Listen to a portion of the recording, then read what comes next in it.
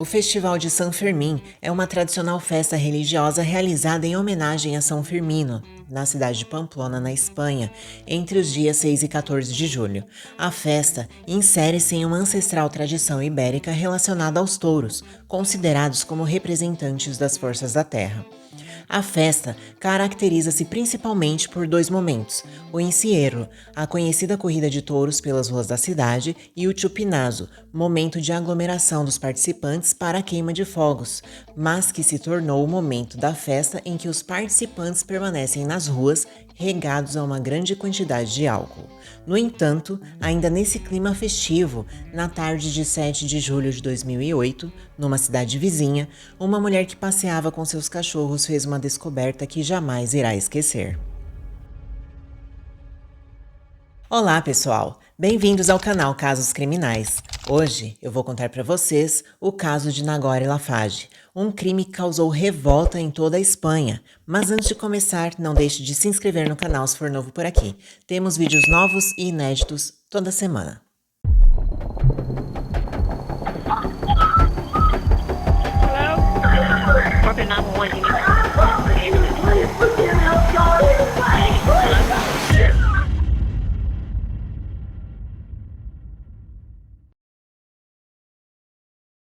Tudo aconteceu durante as festividades de San Fermín no dia 7 de julho de 2008, entre as 7 e as 8 horas da manhã. A noite de bebedeira chegou ao fim e um grupo de 3 garotas encontrou o jovem José Diego Illanes. Eles se conheciam porque as garotas estudavam enfermagem no Hospital Universitário de Navarra, onde Diego trabalhava como médico residente de psiquiatria. Os 4 começaram a conversar enquanto caminhavam em direção ao condomínio de apartamentos onde as meninas moravam. Lá, eles ficaram conversando por algum tempo até que Nagore Laffage, que era colega de quarto das meninas, chegou.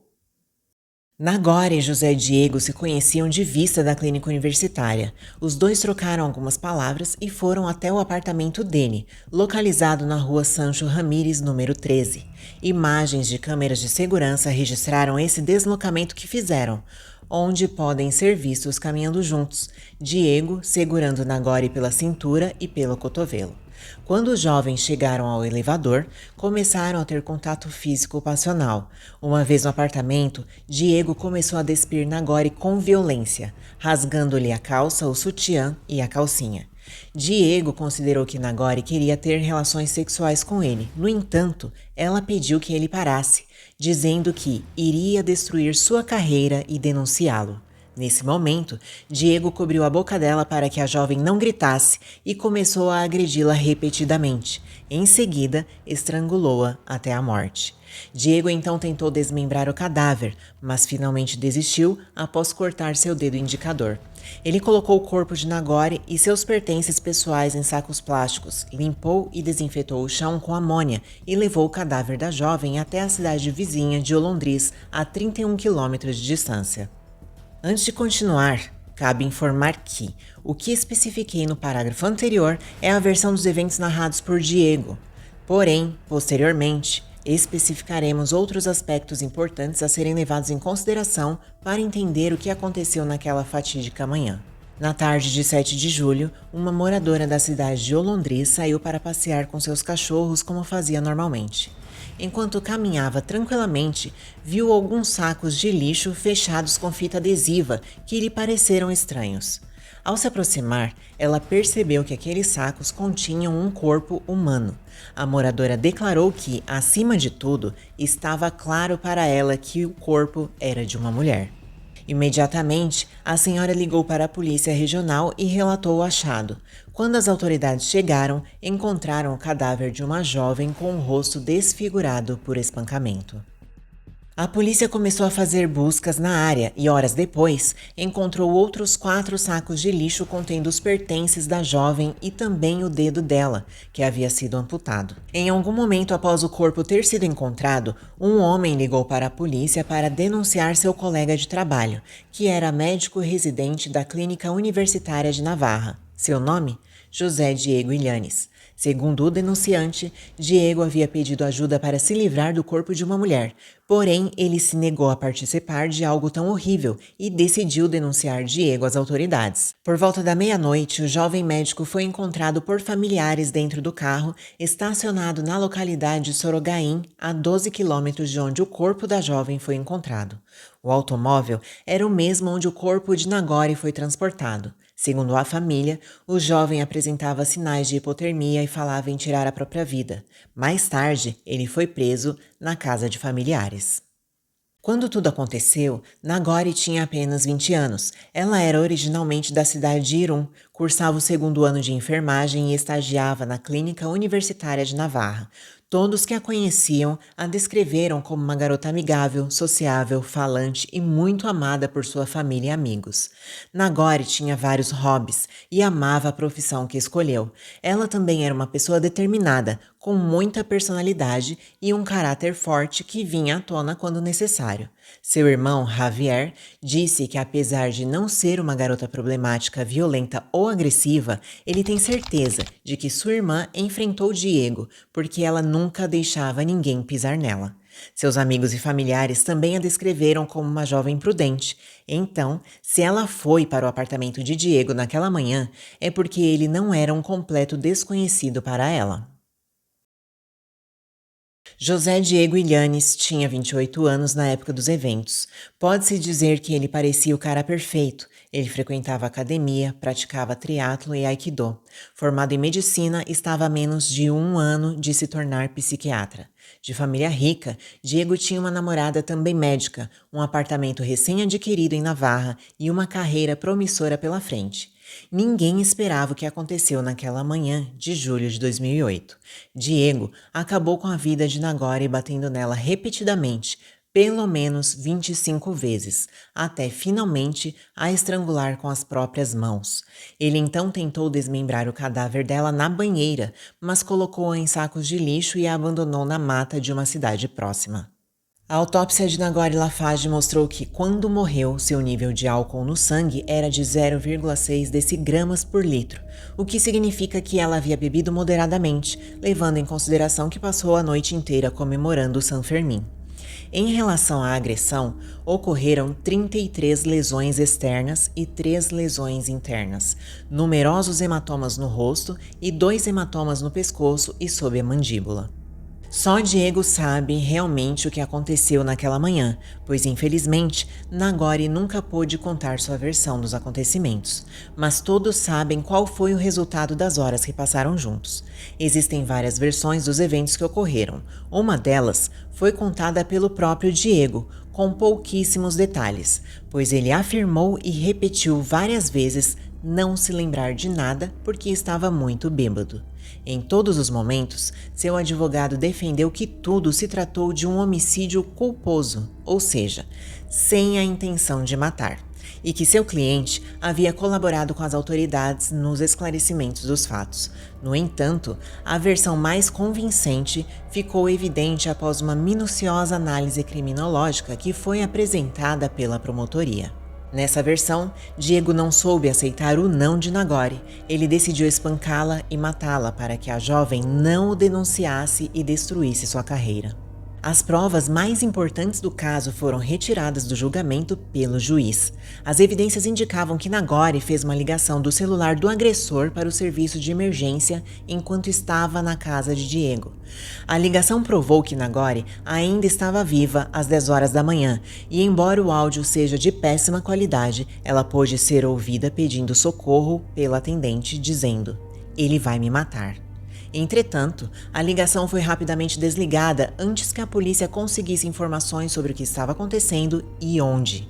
Em algum momento durante o ataque, o telefone de Diego tocou, mas foi Nagore quem atendeu. De acordo com o registro da chamada, do outro lado da linha, a mãe do rapaz conversou com a jovem por quase 10 segundos. Porém, mais tarde, durante depoimento, a mãe de Diego declarou não ter ouvido nada. Ela disse ainda que repetiu a ligação alguns minutos depois, mas segundo ela, não percebeu que alguém atendeu o telefone.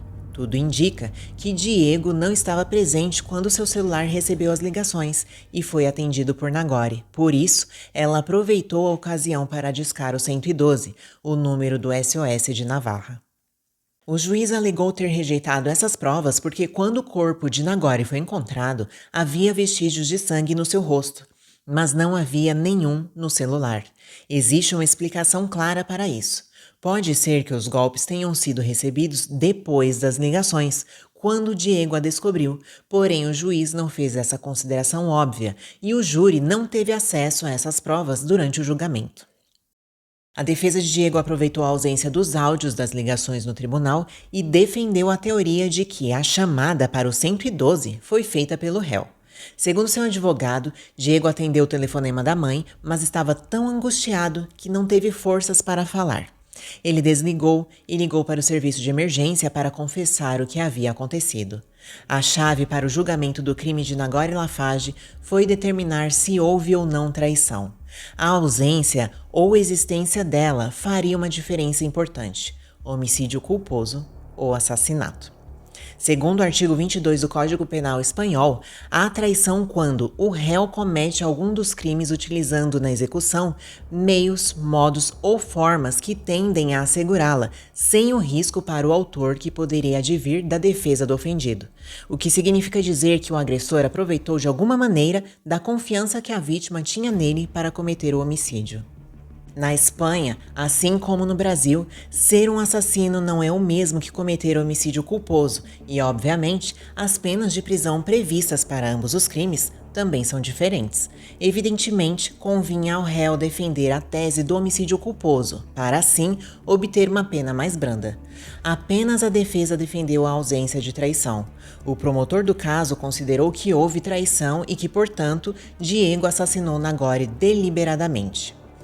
Após poucas horas de deliberação, o júri considerou José Diego Llanes culpado de homicídio culposo e ele foi sentenciado a apenas 12 anos e 6 meses de prisão. Na sentença, o juiz não retirou sua licença médica por considerar que o crime não teve nenhuma relação com sua profissão. Em 2019, 9 anos após sua condenação, Diego foi liberado para cumprir o resto de sua sentença em regime semiaberto, o que significa que ele teria que voltar para a cadeia diariamente apenas para dormir. A opinião pública explodiu contra quando se soube que Diego tinha sido contratado como médico em uma clínica de Madrid. O proprietário declarou que acreditava na ressocialização e o contratou porque ninguém mais lhe deu uma segunda chance. Segundo suas palavras, Diego não tratava de pacientes, apenas colaborava em tarefas de pesquisa. Mesmo assim, foi publicada no site da clínica uma foto com o rosto do condenado junto com os demais profissionais da equipe. Isso irritou muitas pessoas que pediram explicações ao proprietário nas redes sociais. Ele reconheceu que foi um erro publicar a foto e pediu desculpas à família de Nagore.